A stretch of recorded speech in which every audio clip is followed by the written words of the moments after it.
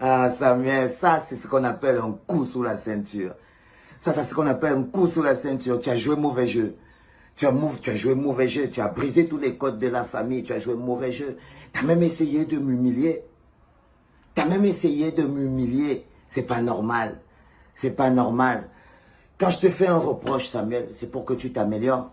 C'est dans le but de t'améliorer. It's because I love you. C'est dans le but de t'améliorer. C'est pas pour que tu aides, pour que tu sois minable. C'est pas pour que tu fasses minable. C'est pas pour que tu fasses le minable, frère. C'est pour que tu t'améliores.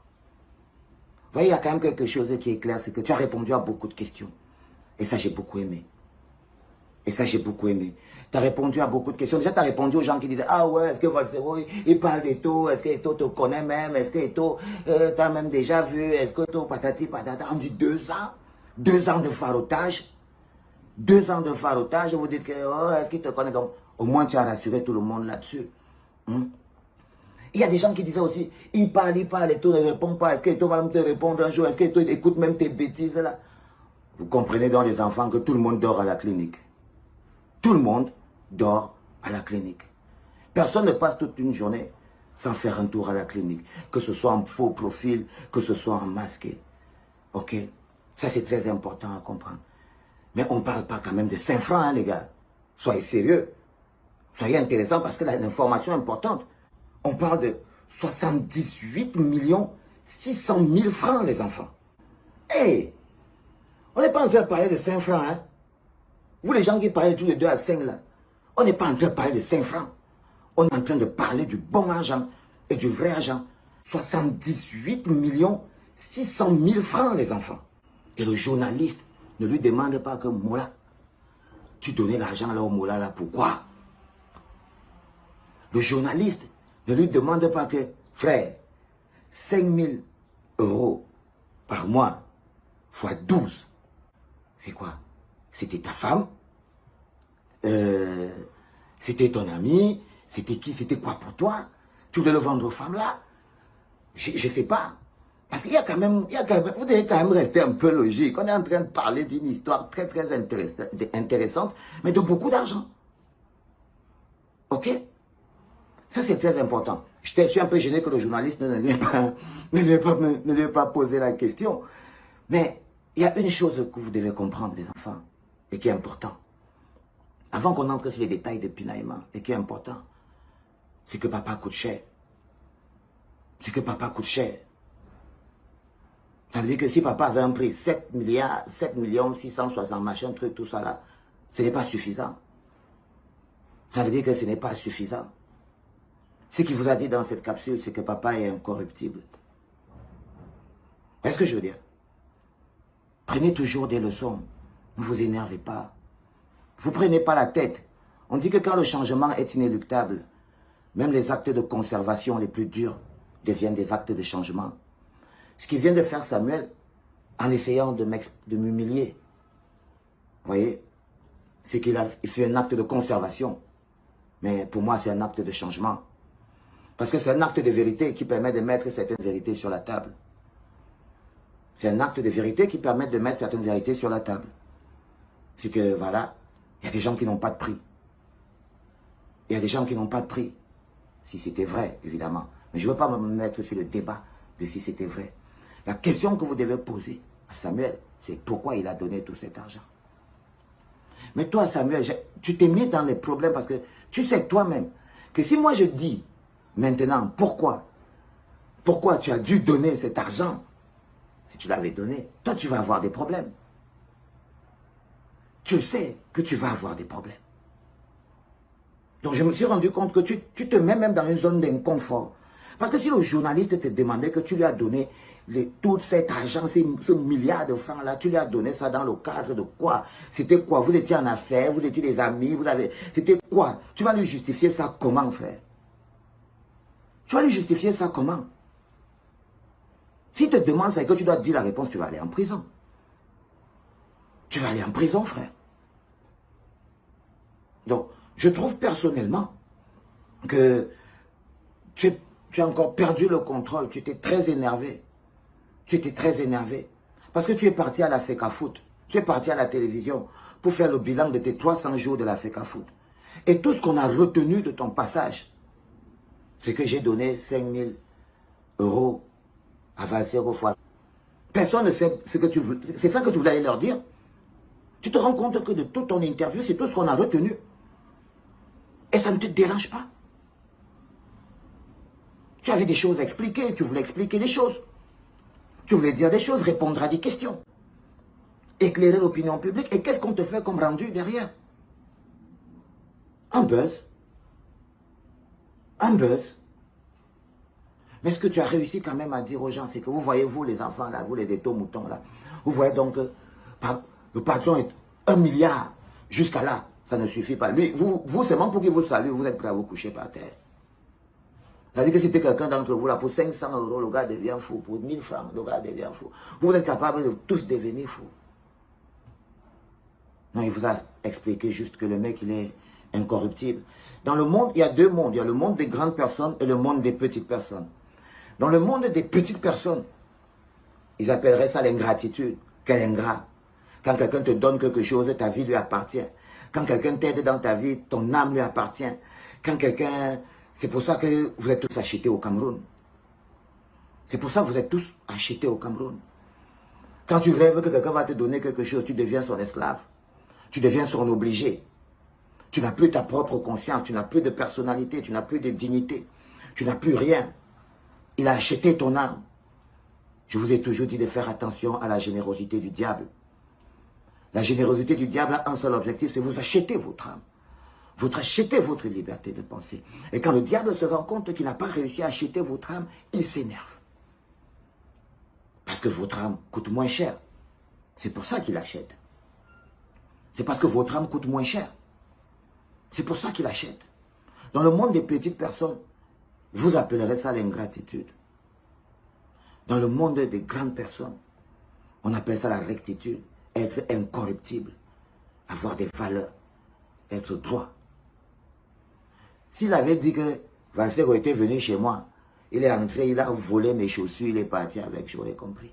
Il a volé mon argent, j'aurais compris. Que bon, voilà, j'étais parti chez lui. Ou alors Valsero, il venait mendier. Parce qu'il faut bien lui demander pourquoi. Hein. Ou bien Valsero venait mendier l'argent chez moi et je lui donnais. Ça aussi, il faut clarifier. Il faut quand même clarifier. Est-ce que c'est moi qui partais de chez moi pour partir lui donner de l'argent? Ou c'est lui qui venait vers moi pour me donner de l'argent? Il faut essayer de comprendre les choses comme elles sont, les enfants. Ok? Parce que moi, mon amitié coûte cher. Parce que mon amitié coûte cher. C'est très important à comprendre. Et quand j'ai dit aux gens, je l'avais dit à Martin Camusmil, je suis ton ami, frère. Je suis ton ami. Je ne suis pas ton complice. Je l'ai dit à Samuel, je ne sais même pas le nombre de fois dans ma vie que je suis ton ami, mais je ne suis pas ton complice. Vous voyez ce que je veux dire? Mais vous-même, aussi quand vous vous réveillez le matin, vous imaginez que quelqu'un peut faire vivre l'autre pendant 2 ans? Franchement. Mais vous avez tellement envie de croire ça pour vous parce que c'est ça le plus important. Si moi j'ouvre mon ventre là, l'autre là il part en prison. Donc, j'arrive même pas à comprendre votre délire. Mais c'est mon pote. Et je le protégerai toujours. Et je le protégerai toujours parce que je crois que là, il est... Voilà, c'est compliqué. C'est dur. Là, il vient de finir une émission. Moi, je ne sais même plus s'il a répondu à toutes les questions et tout. Si on va aller au Qatar avec Coq Sportif ou pas. Si les primes sont préparées, si tout est clair. Moi, je ne sais pas. Je ne sais pas, les gars. Je ne sais pas, mais le plus compliqué... c'est que c'est ça qui est resté dans vos esprits. Mais parce que vous ne voulez pas vous poser des questions. Vous ne voulez pas vous poser des questions. Parce que moi, je vais te dire un autre truc, Sam. C'est que tu as manqué de classe. Quand je te dis toujours que tu es une petite personne, moi, je ne fais pas le commérage. Parce que ce que tu as fait là, ça s'appelle le Congossa, le commérage. Frère, je te jure, ce que tu as fait là, on appelle ça le commérage, le rampampam. Le tchotchori, pour que moi je vienne demain, je dis, oh non, jamais, il n'a jamais fait ça. Tu as fait le commérage, frère. Tu es un commère. Tu es un commère, tu es un minable petit commère. Et c'est pas normal. Pour la grandeur du président de la FECAFOOT, la grandeur de l'icône de la star que tu es. Tu essayes de dire aux gens que tu as mis un prix sur la table, croyant avoir acheté mon âme. Les éthiomoutons, ils appellent ça l'ingratitude. Non, c'est pas de l'ingratitude, frère. C'est pas de l'ingratitude. Pas du tout. Il y a forcément quelqu'un, et c'est dommage que, tu vois, Benjamin t'ait laissé dire ça. Parce que je suis sûr que, je sais pas, vous avez dû vous asseoir entre vous, et dire non, sors ça maintenant, ça va faire ceci. Bon, tu te dis, oui, vas-y, dis, tu vas dire que machin, tu es patati. L'autre me dit que si tu es énervé, on va même mettre les comptes. Vous voyez ce que vous faites? Vous croyez que vous lui rendez service? Non, non, non. Mais c'est à moi de le protéger. C'est à moi de te protéger, frère. Parce que là, tu cours, tu n'arrêtes pas de courir. Tu vois, au point de dire un peu du n'importe quoi à 2 ans, frère. Tu t'imagines la quantité d'argent que tu viens de dire comme ça là. C'est un peu comme si tu pouvais dire que tu m'avais donné un avion alors que les gens ils me voient toujours marcher à pied. On parle du milliard là. J'aurais même déjà fait des immeubles au Cameroun avec ça. C'est au sérieux, les gars. Et on peut même chercher ça à quelle époque même. Parce que c'est aussi important aussi quand même. Le journaliste, il est quand même un journaliste à 2 balles. C'est-à-dire qu'on devait quand même lui demander, hé frère, tu lui as donné les milliards là, c'était quand? Avant qu'il ne parte en prison ou après qu'il soit sorti de prison. Tu vois, des petites questions simples comme ça pour comprendre le contexte de ton histoire, frère. Tu vois ce que je veux dire? Parce que personnellement, tu vois, si on fouille sur Internet, je crois que tout le monde qui te connaît a une photo de lui avec toi. Il n'y a pas une photo qui prouve que toi et moi, on se connaît, bro. Donc, on se connaît dans la 36e chambre de Shaolin.